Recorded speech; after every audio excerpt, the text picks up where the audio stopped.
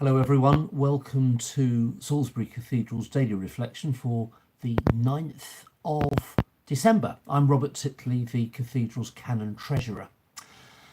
Since we started these reflections in March, I think I've now got over 30 of them under my belt.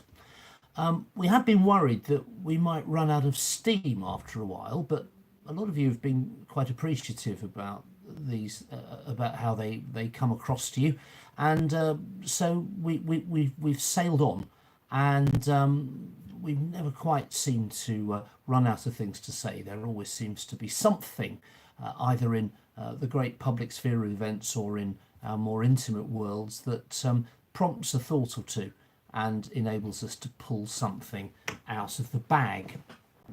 So we're not pulling the plug on the reflections anytime soon. Now, I've used already 4 or 5 metaphors in this reflection so far. Too many, you might say. You might even accuse me of over-egging the pudding. But that's quite deliberate, because metaphors, imagery, this is my subject tonight. And it's because of someone we've all come to appreciate and rather taken to our hearts. Someone who is a master of metaphor, the Sultan of Simile, the Archduke of Analogy. I'm referring to the Deputy Chief Medical Officer for England, Jonathan Van Tam, who has proved a most gifted communicator in getting across to us, the general public, all the complexities of the virus and our attempts to control and overcome it. It is difficult stuff to understand. I mean, who of us could even spell epidemiologist a year ago? But he's very good at talking about these complicated things in terms that we can understand. So when he was asked at a press conference about where we'd really got to with the vaccines, he said, well, we've reached the point where it's like scoring the first penalty in the shootout at the end of a game. He's a season ticket holder with Boston United, by the way. You score the first penalty, it doesn't mean you've won the game yet, but you've proved that the goalkeeper can be beaten. And so suddenly we all knew where we stood. On another occasion, he said, where we've reached now is like standing on a windy platform on a dark winter's night, and far, far down the track, you see 2 lights. They're a long way off, but it is the light of a distant train, but the train is getting closer. Now, we do this all the time. We use analogies, we use similes, we use metaphors, we use imagery, figures of speech. We use it to explain things, to enliven the way we talk, to amuse one another sometimes. It all helps us communicate better. Some figures of speech get used so often that they come to mean the thing itself. For instance, in our conversations with the European Union, the phrase level playing field is now used in bulletins as though, of course, we all know exactly what that means, and I wonder if we do. The level playing field will no doubt feature quite a bit when Boris Johnson sits down to eat with Ursula von der Leyen in Brussels this evening to see whether a deal can finally be struck between the European Union and the United Kingdom. I really hope they dine well. That will depend, of course, on how much the various things they're chewing over are actually oven ready or not. Seriously, we must pray for them. It is a great ability that we humans have to see how A is like B when A and B are not actually the same thing. It helps us to understand what A really is. It's a gift that really does separate us from other life forms on Earth. And it's a thing that interests me because I talk for a living, among other things, and also because I talk about God for a living. And analogy, imagery is inescapable when you're talking about God. You want to know what the kingdom of God is like? Jesus in the Gospels offers an answer, and it's always an analogy. The kingdom of God is like a pearl that you sell everything you have to get your hands on. It's like treasure buried in an unremarkable field. The kingdom of God is like a seed growing secretly underground. It's like yeast in a loaf of bread. Thomas Aquinas is someone we have to thank for sorting this out for us. Thomas Aquinas, one of the very greatest minds that the church has ever produced. He was born when a certain building project was just 5 years old. The project begun 800 years ago that would rise as Salisbury Cathedral. And Thomas was building something else. He wasn't building things with stone and mortar. He was building great edifices of words and wisdom. And it was he who really gave attention to how we talk about God. And he said the only way we can do it is through what he called analogy. God, after all, is invisible. God is infinite. God is completely other than us. God is the creator.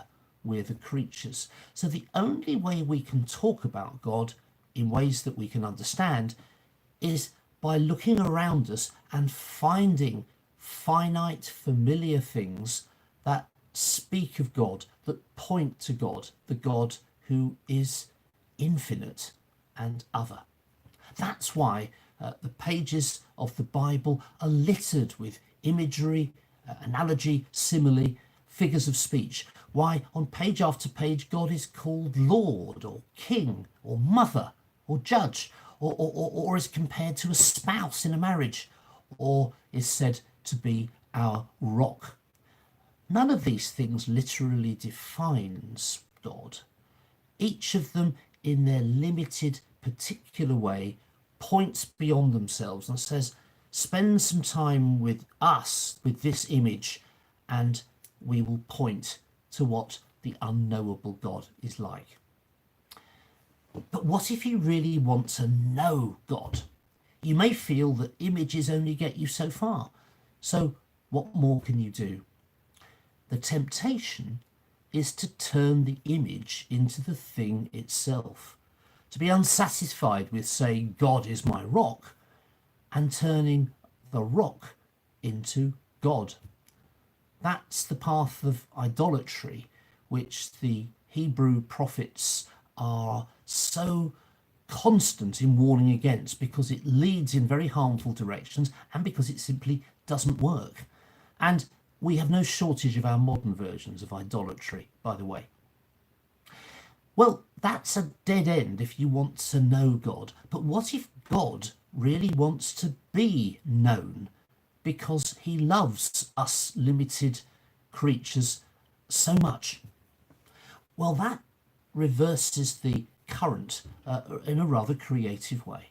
If God really wants to be known, God comes among us limited creatures as one of us.